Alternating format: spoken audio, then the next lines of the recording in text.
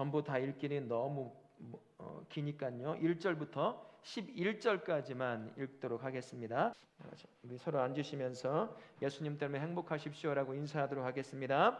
예수님 때문에 행복한 성도 되시기 바랍니다. 아멘. 레위 지파는 땅을 분배받지 않았습니다. 무엇을 분배받았죠? 하나님을 기업으로 받은 유일한 족속입니다. 땅의 분배는 없지만 하나님 자체가 이제 그의 몫이 되어서 그들을 이끌어 간다라는 것이죠. 그들에게만 그래서 하나님을 섬길 수 있는 특별한 조건들이 주어지게 됩니다. 성막에서 하나님을 위해 전적으로 봉사한다라고 할 수가 있는 거죠. 레위인은 성막을 운반하고 설치하고 또 제사장과 협력하여서 제사와 예배를 돕는 일, 성막이 부정해지지 않도록 경비하고 보호하는 일을 성막이 있을 때는 그런 일을 했습니다. 근데 가장 많은 일을 할 때가 이 성막을 옮기는 일이었어요. 어깨에 메고 이제 하나님께서 가라고 하는 그날까지 뭐 이틀을 걷건 일주일을 걷건 그 걷는 기간 동안 계속 메고 움직이고 또 움직여야 했습니다. 하루를 그 자리에 머문다 하면 하루 동안 머물 수 있도록 또 장막을 쳐야 되고 그 다음날 아침 또 바로 장막을 걷어서 또 메고 갈 준비를 해야 되고 광야 시절에는 그러한 일이 있었던 거죠. 그러다가 이제 이스라엘이 이제 나라를 차지하고 가나안 땅에 정착하면서 다윗이 이제 성전을 지을 준비를 하고 솔로몬이 짓기까지 성막이 있긴 있었지만 이제는 이동하는 성막은 아니죠. 한쪽에 고정되어 있는 성막 안에 이제 하나님께서 임재하시는 그런 모습으로 있었습니다. 그리고 이제 솔로몬을 통해 성전이 지어짐으로 말미암아 이동용 성막이 아니라 고정으로 된 대리석으로 지어진 이제 성전이 있게 됩니다. 그러다 보니까 메고 다니는 제사장이나 메고 다니는 레위인들의 직무가 사라지게 된 겁니다. 그러면서 성막을 지으면 복잡한 여러 가지 제사 제도나 이런 것들이 있기 때문에 더 세밀하게 감당해야 될 그런 일이 생기게 되는 거죠. 그래서 좀 더 세밀하게 나누고 또 뭐 맡기고 세밀하게 떡을 굽고 반죽하고 하는 사람까지 세밀하게 이렇게 사람들을 배치하는 것을 볼 수가 있습니다. 새 시대에 맞게 새 환경에 맞게 하나님을 섬기는 방법도 바뀌더라는 거예요. 그 상황에 맞게 그 주어진 조건에 맞게 조정이 이루어지더라라는 것입니다. 교회도 마찬가지여야 한다는 거예요. 성도도 마찬가지입니다. 그래서 주어지는 환경이라는 게 있어요. 바뀐 조건이라는 게 있습니다. 우리가 한 가지 예를 들면 이런 것일 수도 있습니다. 세례는 보통 침례 형식으로 주어졌어요. 이전에는 장로교 오면서 이제 여러 가지 이제 간소화되기는 했습니다. 그래서 손에 물을 묻혀 세례를 줬어요. 근데 이 주로 어떤 일을 했냐면 군대에 나가는 사람들, 급박하게 나가야 될 사람들, 아니면 이제 생애 마지막에 예수님을 영접한 자들에게 세례를 줘야 되는데 그 뚫고 가가지고 물에 빠뜨릴 수는 없지 않겠습니까? 그러니까 간소화 시키다 보니 이게 이제 하나의 장로교 안의 전통처럼 되어져 있는 거죠. 그래서 침례교 쪽에서는 그건 세례도 아니다고, 손에 물 묻혀가지고 머리에 좀 물 묻히는 게 뭐가 그게 세례냐, 퐁당 빠뜨려서 나 죽는구나 하고 그 경험을 해야지 그게 세례 아니겠냐. 침례라고 꼭 침례라고 합니다. 세례 요한이라고 안 불러요. 침례 요한이라고 부릅니다. 그렇게 부르게 돼 있어요. 그런 겁니다. 상황에 따라서 조금씩 변화를 일으켜요. 하지만 그 안에 의미와 본질은 훼손이 없는 거죠. 상황에 따라서 그렇게 바꾸게 된다라는 것입니다. 그래서 말씀을 한번 들어가 보면요, 1절부터 23절까지 우리가 다 읽지는 않았지만 질문들을 통해서 한번 점검해 보면 좋겠습니다. 다윗은 레위인을 세 정족으로 구분하여 조직하게 됩니다. 첫 번째 질문, 레위인들은 직무에 따라 어떻게 나누게 되죠?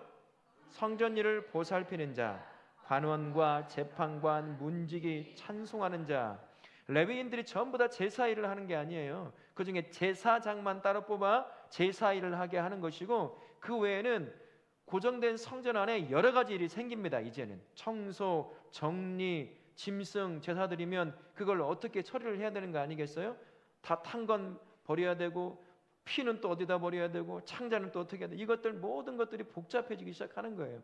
그러다 보니 나누고 또 나누고 감당해야 할 일들을 이제 분업화시키게 되는 겁니다. 그래서 이제 두 번째 질문을 보죠. 다윗은 어떤 족속을 중심으로 레위 지파를 조직합니까? 게르손 자손, 그핫이라고도 하고 고핫 자손이라고도 합니다. 그리고 무라리 자손, 주요한 레위 가문의 세 가문 중에 수장을 뽑아서 그 밑에 그들이 감당할 큰 덩치 하나씩을 주고 그 덩치 밑에 세밀한 것들을 또 감당하도록 이렇게 조직을 시키게 된 거죠. 아직 다윗이 성전을 짓지 않은 때예요. 그 아들 솔로몬이 짓기 전에 이 모든 제도를 다 준비해 놓는 겁니다. 물품만 준비해 놓는 것이 아니라 필요한 제도를 미리 다, 이게 다윗이 성전을 짓고 싶어하는 마음의 표현이에요. 자기는 직접 눈에 보여지는 성전은 짓지 못하지만 이걸 그냥 하면 지어지게 되고 이루어지게 되는 그 정도로 다 준비해 놓은 겁니다. 아들에게 지을 수 있도록. 이게 다윗의 마음이 있는 거죠. 레위 지파는 게르손, 그핫, 무라리 세족속으로 조직되어서 역할을 부여받습니다. 그래서 성전의 제사를 맡고 행정과 사법적인 그 판단들을 하게 되고요. 이 레위 족속이요, 성전 밖에 보면 성벽에 성지 순례를 갔다 온 한 목사님이 그러는데 그 안에 움푹 파인 곳이 있대요. 거기에 앉는 거예요.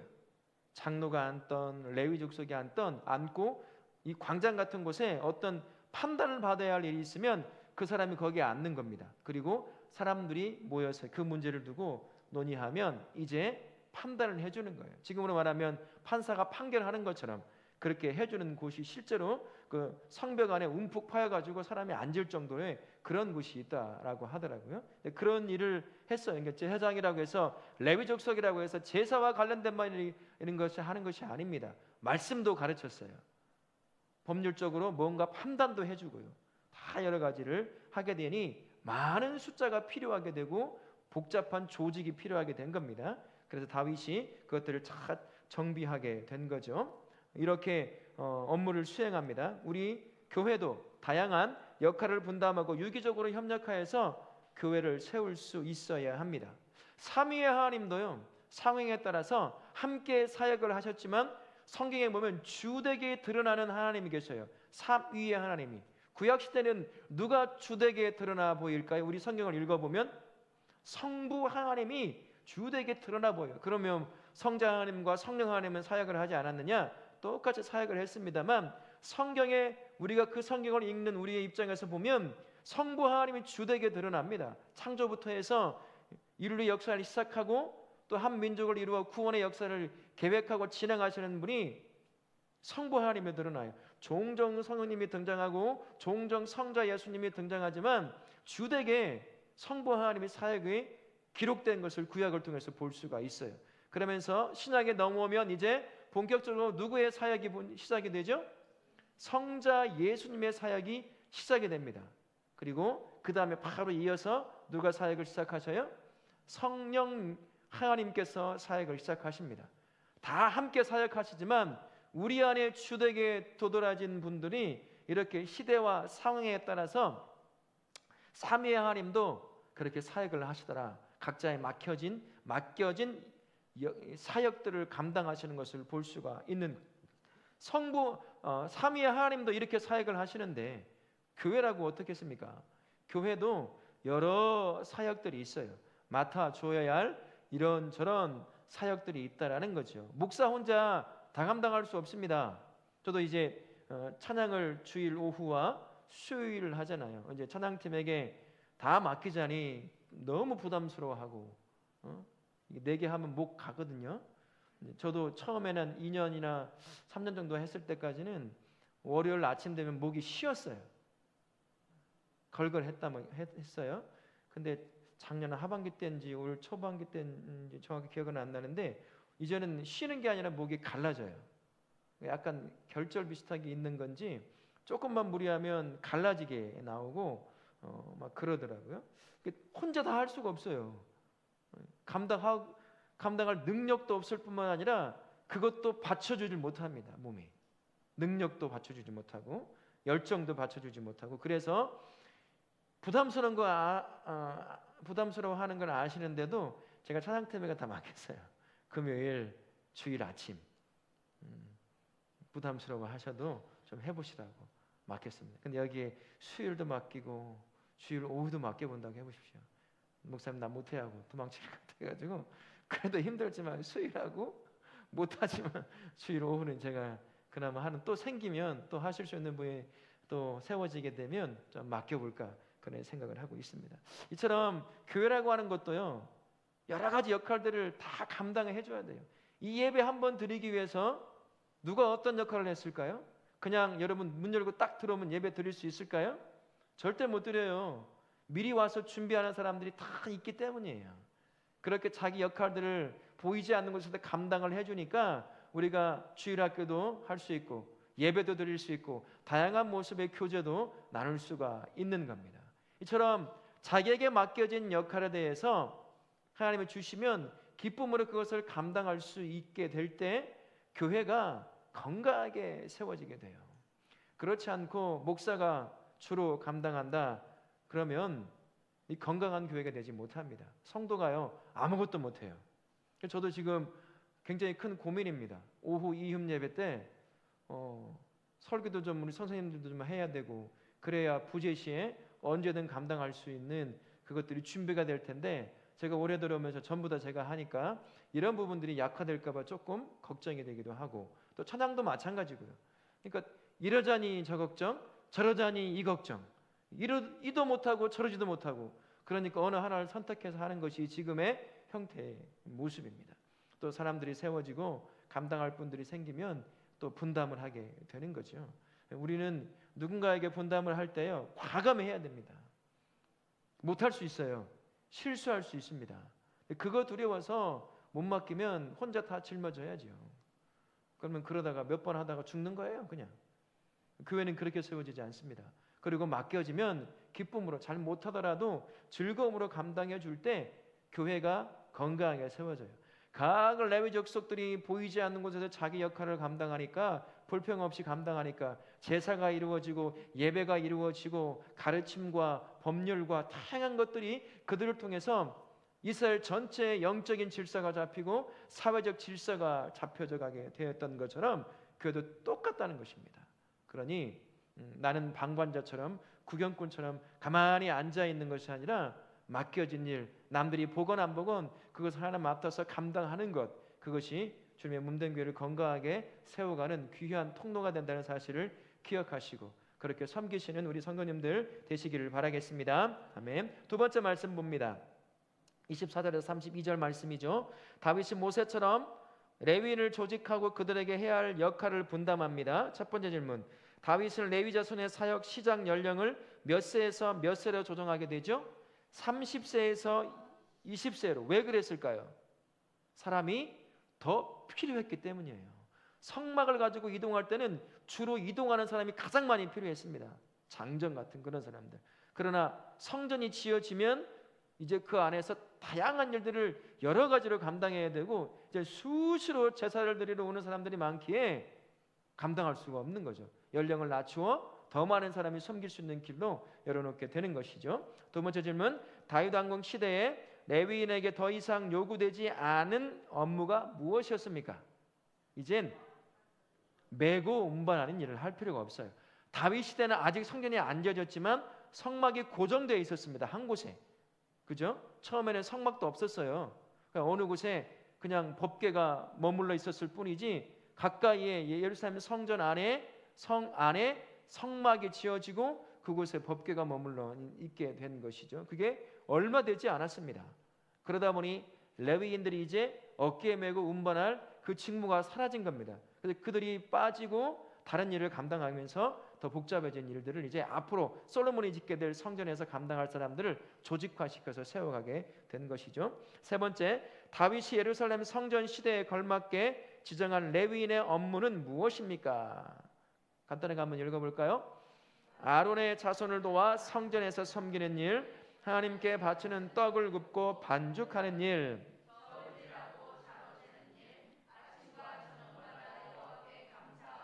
찬양하는 일, 절기에 여호와께 번제 드리는 일, 회막의 직무, 성소의 직무, 제사장들을 도와 성전에서 수종 드리는 일, 다양한 일들이 만들어 여기 또 세부적으로 나눠지겠죠. 그 나눠져서 섬기게 되는 겁니다. 다윗은 봉사 인원을 확보하기 위해서 30세에서 20세로 연령을 낮춤으로 말미암아 필요한 인원들을 충분히 조직해 놓습니다.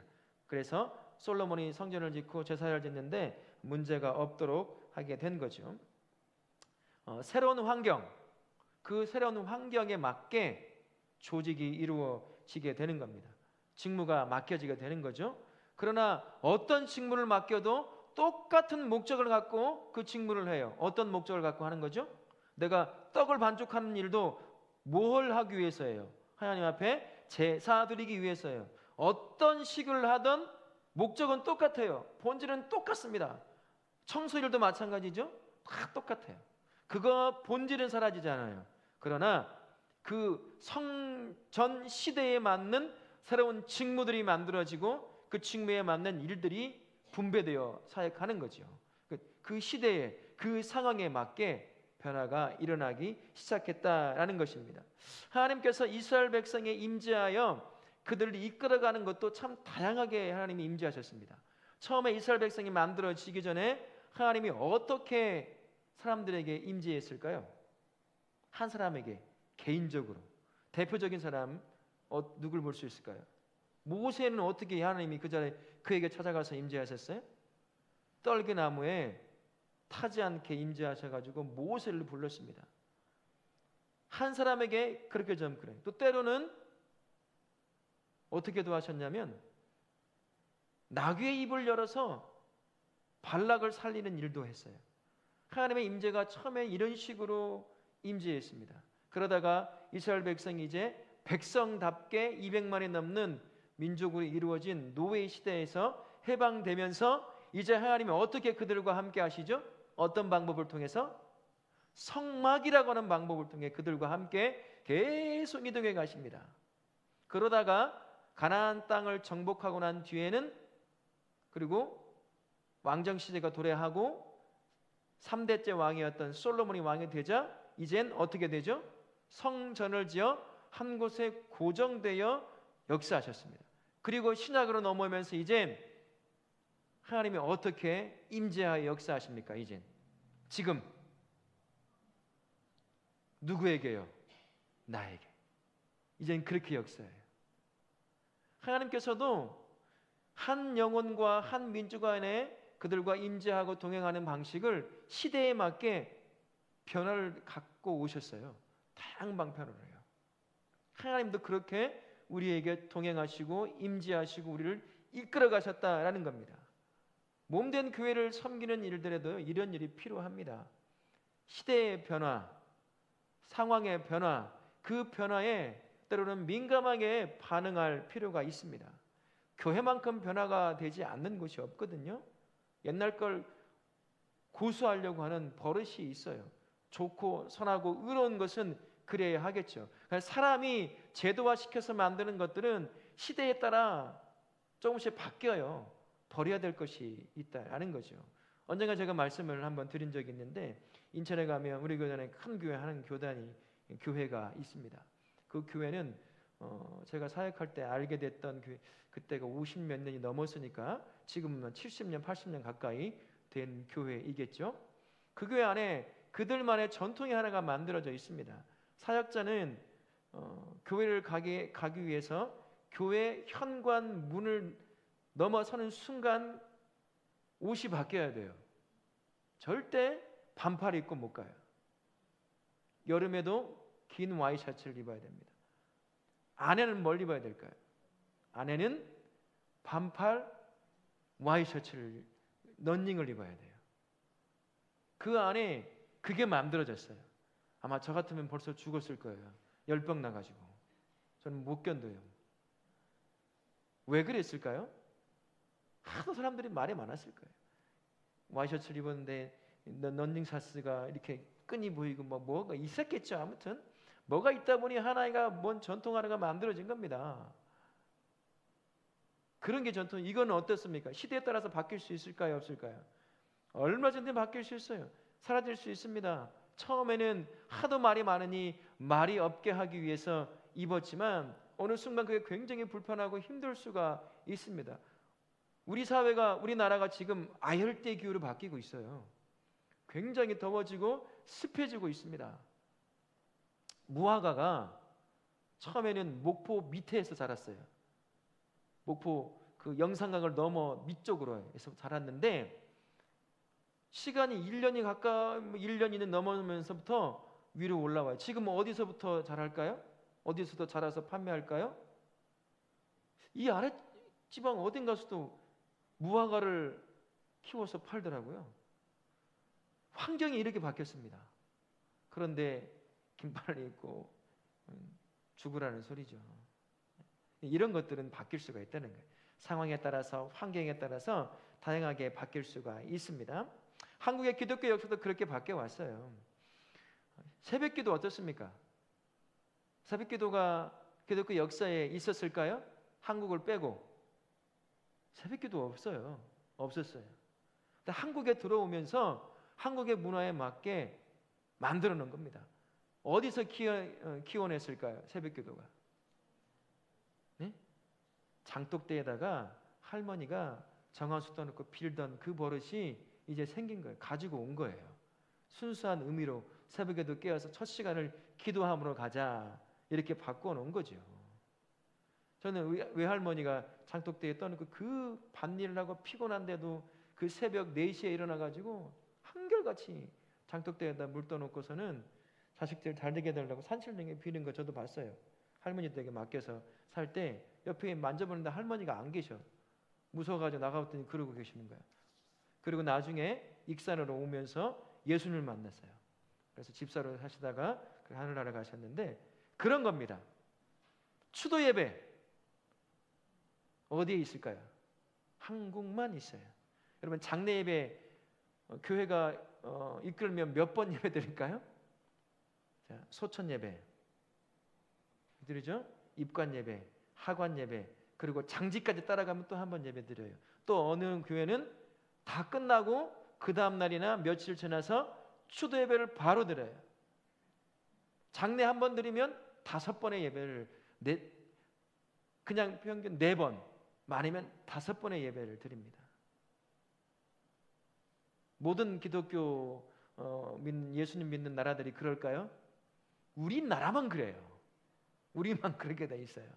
여러 가지가 이제 환경에 따라서 이런 것들이 만들어지고 또 바뀌기도 하고 그렇게 되는 거죠. 근데 한번 고정이 되면 교회만큼 그것들을 바꾸고 시대에 맞게 변형시키고 또 좋은 것들은 더 발전시키고 하는 것들이 참 어려운 곳이 없어요. 계속 얘기하잖아요. 피아노 한 번 옮기려면 1년에 1cm 치고 옮기다가 20년 원로 목사를 은퇴할 때 20cm 옮기고 은퇴하게 되는 그런 일이 발생하게 된다는 거예요.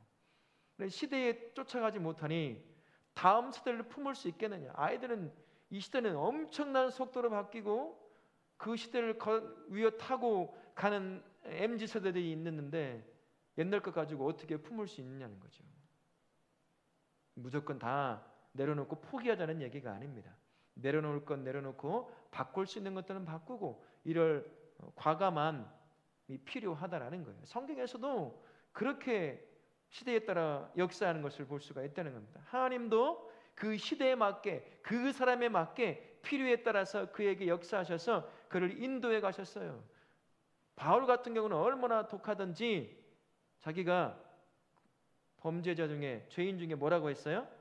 괴수. 이 말을 헬라 그대로 표현하면 이겁니다. 모든 죄수들을 가장 극악한 사람부터 1번으로 세워놓으면 세워놓았을 때 그 가장 1번이 자기라고 표현한 거예요.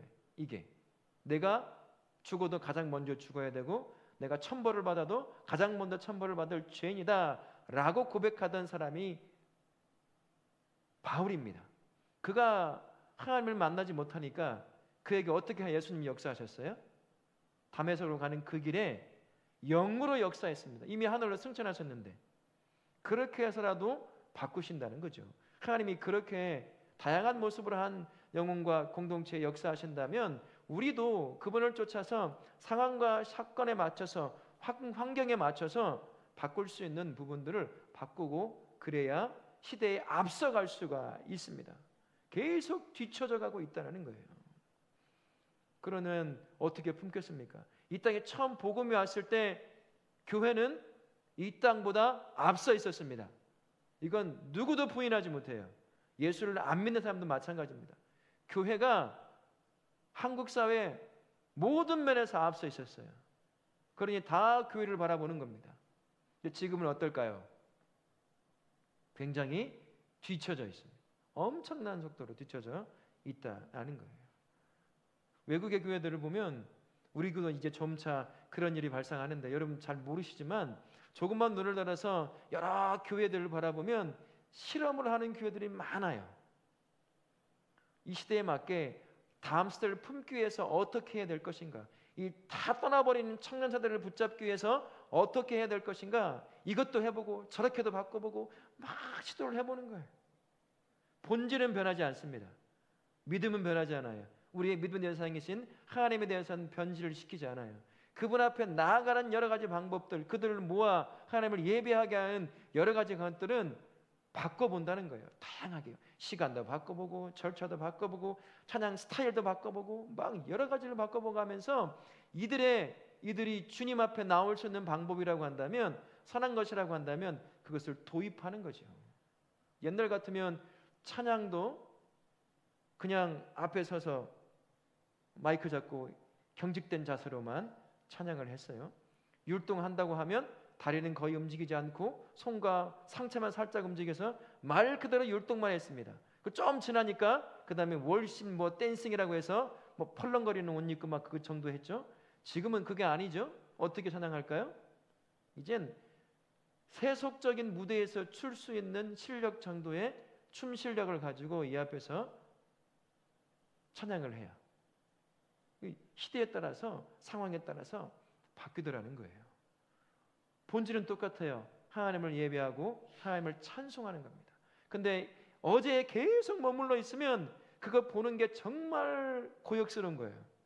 어제 것이 좋다고 생각하고 그것만 붙잡고 살아가면 어울리지가 않으니까 힘든 거죠.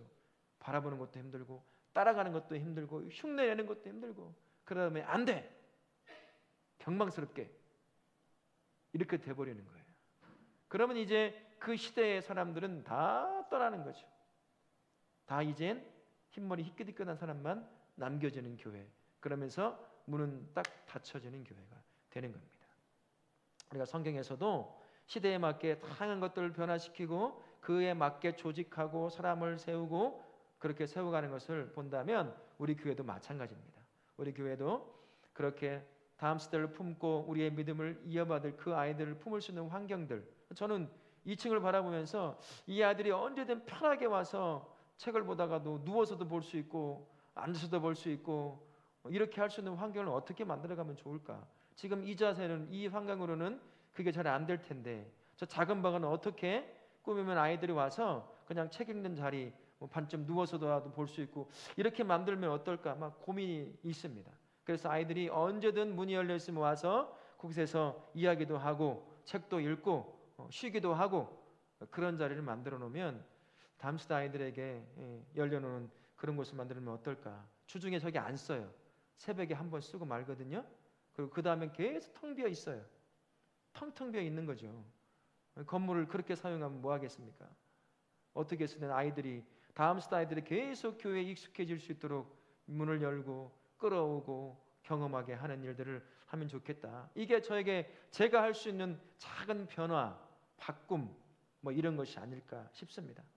그래서 이런 부분들을 통해서 교회가 아름답게 세워져가는 그러한 일이 있어야 될 줄로 믿습니다. 시대는요 엄청나게 빠른 속도로 바뀌고 있습니다. 그냥 순차적으로 바뀌어 조금씩 우리가 엑셀을 밟으면 10km 했다가 15, 20 속도가 늘어나는 것이 아니라 말 그대로 기하급수적으로 지금 그 속도를 가지고 변화시켜져 가고 있습니다. AI라고 많이 들어보셨을 거예요. 이제 조금만 지나면 상용화되고 다양한 분야에서 상용화됩니다. 여러분 이제 영어 안 배우고 러시아 안 배워도 됩니다. 진짜 거짓말 아니에요. 귀에 이어폰 끼고 내가 말하면 이 사람에게 이어폰으로 자기 나라 말로 바로 번역돼서 들려지게 될 거예요. 지금은 속도가 조금 느릴 거예요. 느리기만 합니다. 지금도 마찬가지예요. 켜놓고 얘기하면 여기 스피커로는 그들의 말로 나가요. 조금 느려 아직은. 그런 시대가 이제 옵니다. 그래서 저는 고민이에요. 우리 아이들에게 영어 문법을 단어를 외우라고 해야 될까 말까? 이게 필요할까? 다 끼고 하면 혼자 죽으라고 외워서 말 한마디 못하는 12년, 20년 동안 영어 공부해도 제대로 말 한마디 못하는 우리를 보면 알잖아요. 이거 끼면 바로 소통되는데 하기 싫은 거 억지로 시킬 필요가 있을까? 막 그런 고민도 해요. 그런 시대에 우리가 살고 있습니다. 저도 한편으로는 얼리 어답터라고 언젠가도 말씀드렸죠. 저도 빠른 것들 금방금방 해보고 싶어하는 사람이거든요. 저도 속도 못 따라가요. 애들 하나 맡겨놓으면 지금 저들은요 저보다 3배 이상 빠르게 습득하고 내가 물었던 기능도 알아서 지가 알아서 다 해요. 물어보면 아빠 이렇게 하면 돼요. 얼마 전에 줬는데도 금방 알더라고요. 그런 시대에 살고 있는 아이들과 이곳에서 함께 예배를 드려야 돼요. 어떻게 해야 될까요? 너 나 따라와. 나 하는 대로가 옳은 거야. 이게 진리의 모습이야. 그렇게 주장할 수 있을까요? 다 놓쳐요. 다 빼앗깁니다. 텅텅 빈 곳에서 한 명씩 한 명씩 나이 돼가며 하늘나라를 가는 그 모습만 바라보다가 끝나는 거예요. 하나님이 그러려고 우리 교회를 세워놓으셨을까요? 언제나 말씀드리지만 내 믿음 다음 사이들에게 다 물려줘야 될 거예요. 나로서 끝나는 게 내 믿음이 아닙니다. 그건 직무 태만인 거예요. 물려줘야 됩니다. 그러려면 우게 만들어야죠. 머물 수 있게 만들어야죠. 내가 어제 좋았다고 그것만 고집해서 그것만 준다면 어찌하겠습니까? 그 시대에 맞는 이해대로 또 다른 예배 형태가 있을 겁니다. 그런 것들 생각하면서 하나님 우리 교회가 나의 믿음을 물려받을 다음 세대를 품을 수 있는 그런 교회가 되기 원합니다. 그렇다면 내가 고집스럽게 바꿔도 될 것 그게 좋다고 여전히 붙잡고 있는 게 있다고 한다면 하나님 나 포기할 수 있기도 원해요. 좀 불편함이 있겠죠. 그러나 잠깐의 불편함이에요. 사람은 금방 익숙해지게 되어 있습니다. 그것을 기억하고 우리 교회는 다음 세대들 언제든 찾아올 수 있는 교회 오고 싶어하는 교회. 여기 머물러 있으면 그냥 즐거워. 그래서 여기서 가고 싶지 않은 교회. 주일이면 아이들의 음성이 계속 들려오는 곳. 여기서 놀고 저기서 이야기하고 애들의 웃는 소리가 교회 안에 1층부터 3층까지 가득 채워지는 거예요. 그리고 그 안에서 믿음으로 실력으로 준비된 아이들이 이 땅 곳곳에 세계 곳곳에 파송되어서 하늘나라를 이루어가는 것. 그건 제가 꿈꾸는 꿈입니다. 이 꿈이 우리 다우라교회 모든 성도의 꿈이 되길 원합니다. 그러려면 유연해야 돼요. 생각도 받아들이는 것도 유연해야 하는 거죠. 그래서 우리 교회가 맡겨진 사명 잘 감당할 수 있도록 굳어진 교회가 아니라 살아 움직이는 생명체처럼 그렇게 바뀌어지고 시대에 맞게 앞장서서 나아갈 수 있는 그런 교회를 세우시는 우리 성도님들 되시기를 예수님의 이름으로 축원합니다. 아멘.